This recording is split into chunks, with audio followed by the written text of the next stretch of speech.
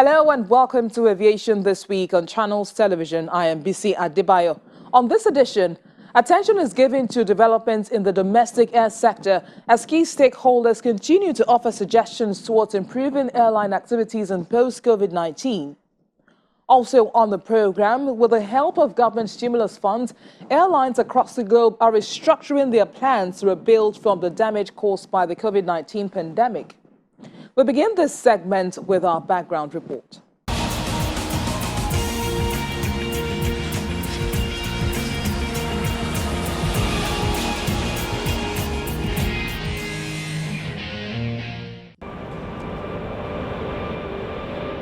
Life is gradually returning to the global aviation industry despite the hard heat of the COVID-19 pandemic on the sector. Airline companies, which before now were grounded, have returned minimally to the skies.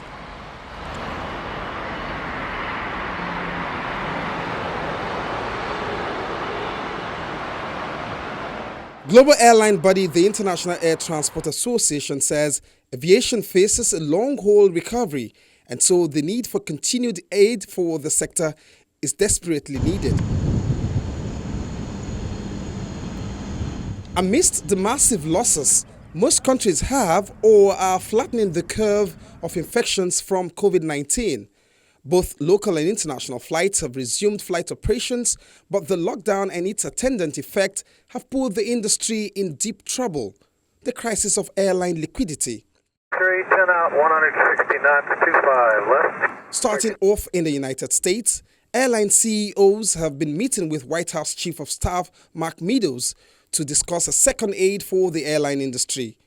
While American Airlines Chief Executive Officer Parker said their companies needed additional relief to save thousands of jobs, Southwest Airlines CEO Gary Kelly is optimistic that help will come. We're all here. We airline CEOs are here on behalf of the people that work for us who are doing great jobs out there, taking care of keeping our country moving when our country's largely paralyzed with fear. They're out there putting their uniforms on, going to work every day and making sure we're moving. And without action, they're going to be furloughed on October 1st, and it's not fair.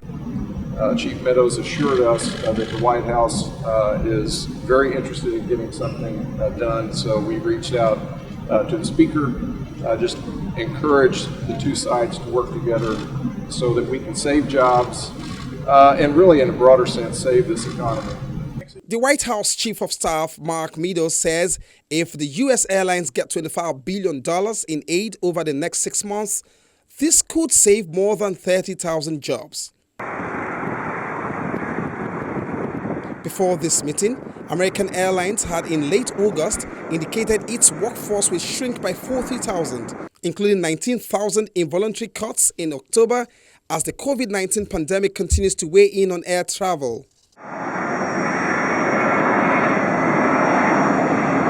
In March this year, airlines received $25 billion from the United States government stimulus funds meant to cover payrolls and protect jobs through September, but the money has run out without a travel recovery in sight. Now to the United Kingdom, where Virgin Atlantic Airlines have completed its $1.6 billion restructuring plan and cut 1,150 jobs as the airline seeks to rebuild from devastation caused by the pandemic. The deal had earlier been approved by the High Court in London and was formally reorganized by a United States court. The last step in the legal process in the long-haul carrier's effort to rebuild its balance sheet and to emerge from the crisis. The airline is 51% owned by Richard Branson's Virgin Group and 49% by United States Delta Airlines. Italy is next. This time, it's not about finance, but health and safety. Airline carriers Alitalia launched 2 coronavirus-free flights daily, where passengers are offered a COVID test at the airport before flying. Results come out in 30 minutes after the test. Passengers can only travel on the flights from Rome's Fiumicino Airport to Milan's Linate if they can prove their negative status to the coronavirus, either by taking the airport's rapid nasal swab test before they board or with a certificate showing they have tested negative within 72 hours before flying. Prima di imbarcarsi o che presentino la certificazione di un tampone molecolare. I'm really grateful. I was able to do it because it makes me feel safer, knowing that there are people like me that got tested before the flight, and so we are all negative. For once, maybe for the first time, I'm sure that I'm surrounded by people that can't give me coronavirus. In the United States of America, a rapid COVID-19 test station has been rolled out at Newark Liberty International Airport Terminal. Express check-in testing facilities were first made available to its workers late last month. The facility at the Newark station looks much like any doctor's office, replete with all the necessary diagnostics machine. Today, we're extending our services to the traveling public, where passengers arriving or departing can come and get a test, either an antibody test or a PCR nasal swab test, as molecular test.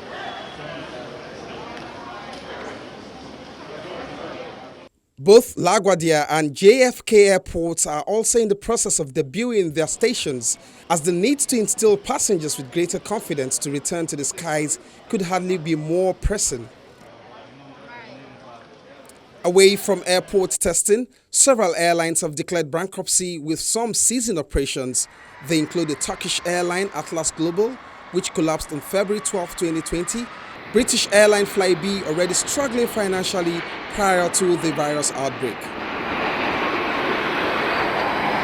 Virgin Australia reduced 8,000 out of 10,000 employees, redundancies and temporary layoff. The airline formally applied for voluntary administration on April 21, 2020. On 26 June 2020, administrators, Deloitte, announced that they had agreed to sell Virgin Australia to American private equity firm Bain Capital.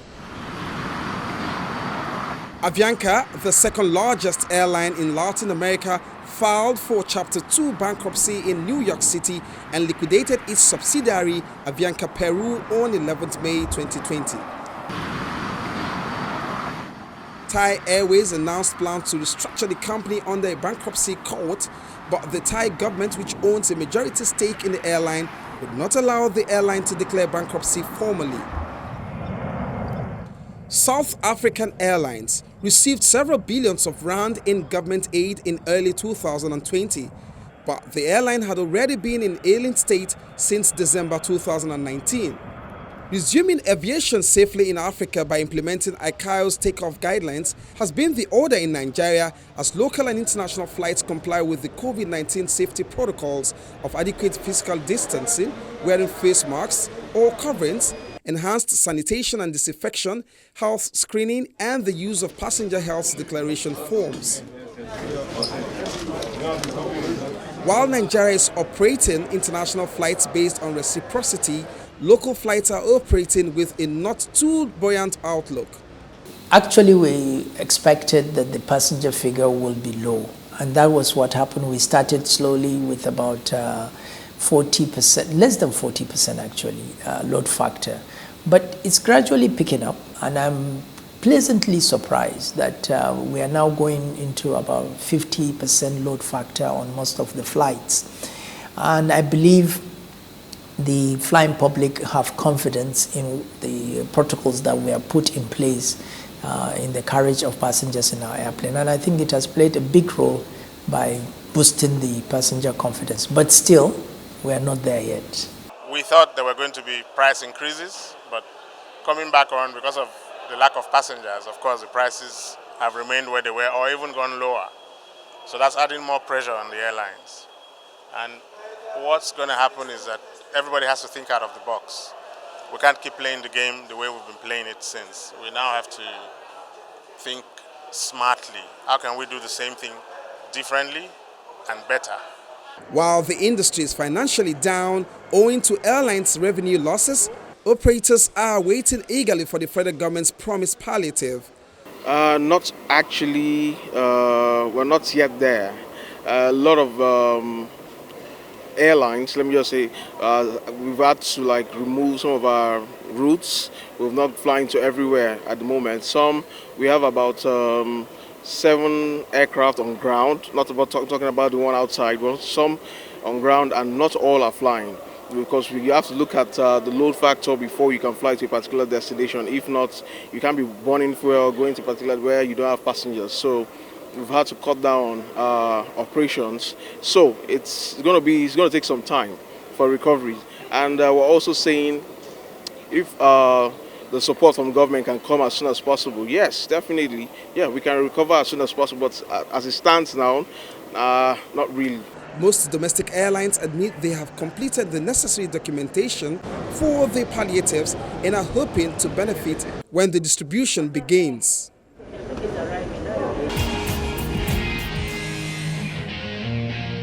Captain Musa Nuhu took over the leadership mantle of the Nigerian Civil Aviation Authority, NCAA, during the lockdown occasioned by the COVID-19 pandemic. But for the first time when assuming office as the Director General and the Chief Executive Officer of the NCAA, Captain Nuhu meets with aviation correspondents virtually.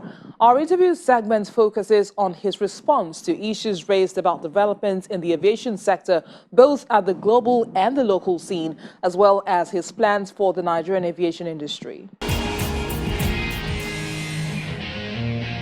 Obviously, COVID-19 has affected everybody in ways that was not expected, financially and otherwise, and also our plans for industry. Now that the industry is gradually getting back to normal, at least operations-wise, we've started with some of the plans we had, which is first is the restructuring of the organization, which has started and it's ongoing, and we should complete that. And the whole purpose of this restructuring is to make the organization more effective and efficient, or more resilient and flexible to responding to the unexpected changes and challenges that have been coming up in the industry as a result of the COVID-19 pandemic, and also the rapidly changing technology globally. So that's part of it. And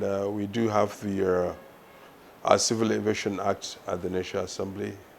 Once we get through that, it's passed by the National Assembly and signed into law by His Excellency President Muhammadu Buhari. That gives us a new mandate as an organization.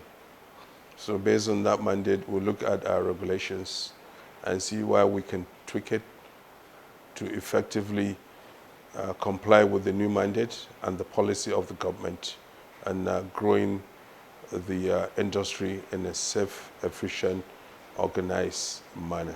They've all started. All those that have been allowed, most of them have started. Those that have not started, I've indicated they will start soon because of the restrictions or the limitations in their home countries. Some of those airlines, their countries have not opened up for international flights. But what I can say, because on the international flights,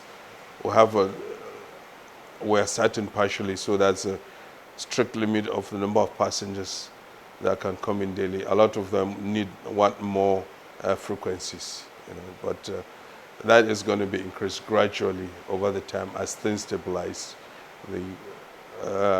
The number of allowed passengers will be increased so that we have full control of the situation. We want to see if this international flights coming to Nigeria leads to a spike in COVID infection in Nigeria. If it doesn't, then I think with time, the PTF will approve a gradual increase till we get to where there are no little or no restrictions, when all the appropriate infrastructure and systems are fully put in place.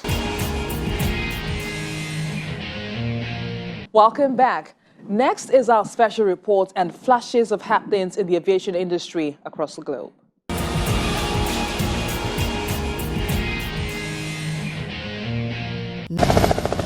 The Bell 206B3 helicopter with registration marks 5NBW, which crashed in the Ikeja area of Lagos State on August the 28th, may have come down owing to inadequate fuel in the tank.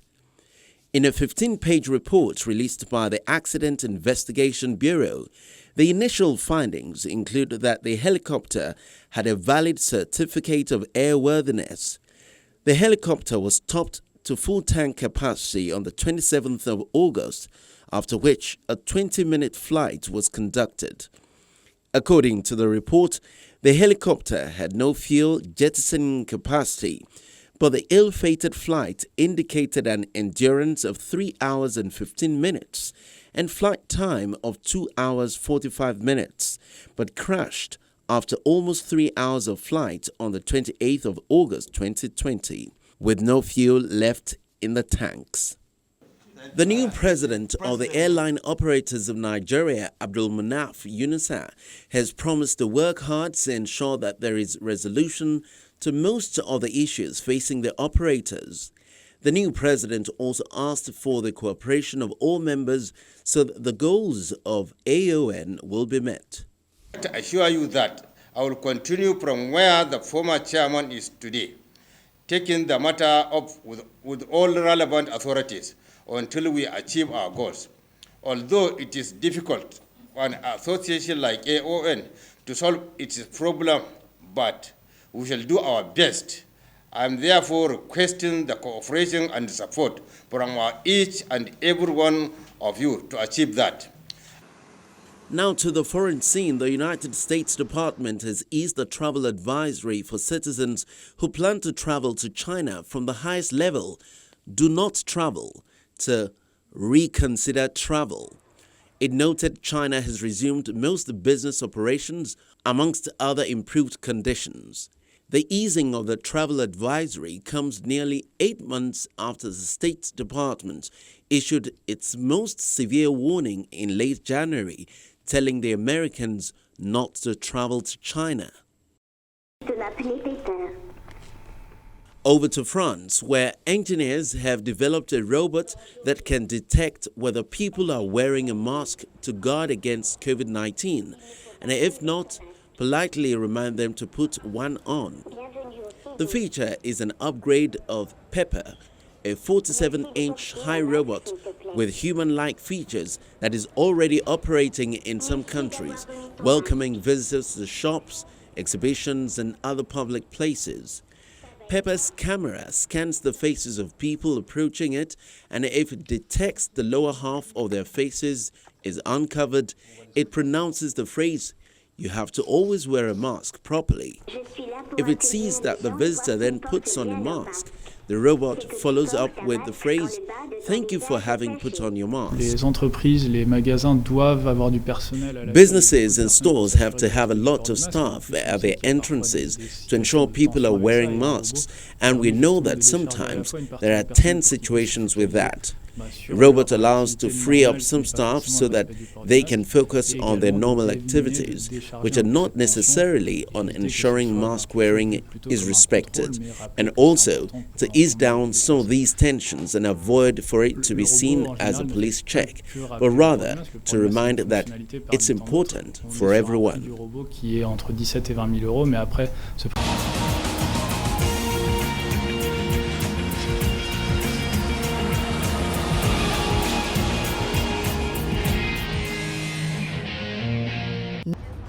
Travelers lining up at a counter in Taoyuan Airport. Staff checking travelers' body temperature and travel documents. This is all in preparation for a Taiwanese airline flight to nowhere, which is becoming more popular in the COVID-19 pandemic. The flight will view the South Korean resort island of Jeju before flying back home. I think it's very interesting because of the pandemic. We can only go on a fake trip. I've heard of such fake trips before and I'm very curious about it.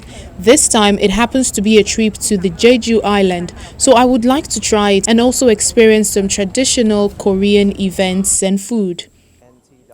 According to the Association of Asia Pacific Airlines, tough border restrictions to keep the coronavirus under control have led to a 97.5% plunge in international travel in the region, and 120 passengers wait to board this Tiger Air Taiwan flight. I feel like I haven't gone abroad for a long time, and I think this event is very special. It's a very good deal. Passengers and staff pose for pictures before the flight takes off, holding signs in Chinese, Korean and English reading, "South Korea is missing you." Now to Canada, where a small recycling company is taking advantage of an opportunity presented by aircraft retirement.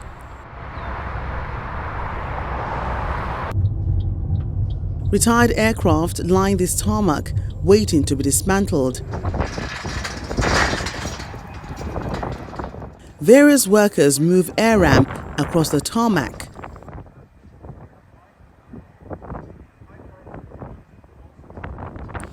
As COVID-19 grounds a large number of airline fleet, accelerated plane retirements is somewhat creating a room for profits for companies that thrive on dismantling and trade of aircraft parts.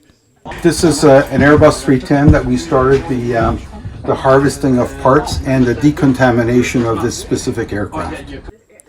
Canada's Aerocycle is bidding to buy grounded planes for the first time to dismantle and resell for parts, instead of just recycling. Behind there are bags, and what we're doing that's kind of special, that's why we just started doing it. The insulation that you see here in the walls, we've given this to a company in Quebec that manufactures electric buses, and they want to reuse the insulation bags for their buses. So we're trying that out right now. While companies involved in the trade see opportunities in parked planes, a sudden increase in the supply of used parts risks depressing prices in the estimated $3 billion a year industry.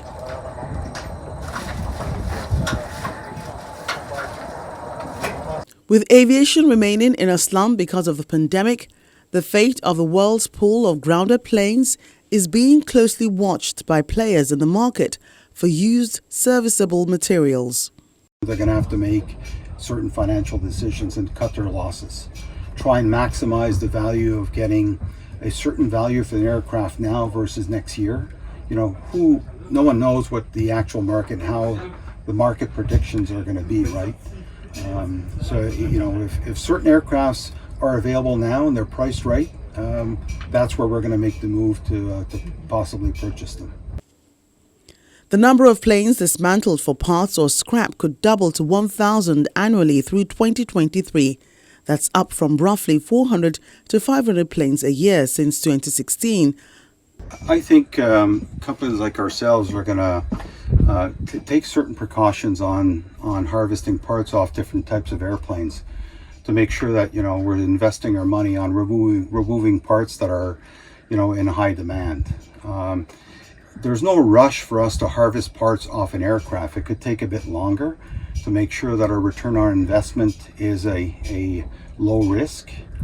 And if we need a part within 48 hours, we can get a part removed and AOG or shipped to whoever's requesting that part, right? So for us, it's more about being cautious on how we're harvesting parts off which aircraft. Versus before, it was a bit more open, so we would harvest more parts and keep them in inventory. Now, we're just going to, make sure we measure our risks on removing what parts off what aircraft. Airplane recycling pertains to the process of harvesting parts and materials from end-of-life aircraft. As the airline industry looks to become more eco-friendly as well as to cut costs, one area of increasing interest is that of aircraft recycling. With 12,000 aircraft scheduled to be decommissioned over the next 2 decades, recycling will play a larger role. That's it on this edition of the program. Thanks for staying with us. Keep staying safe always. I am BC Adebayo.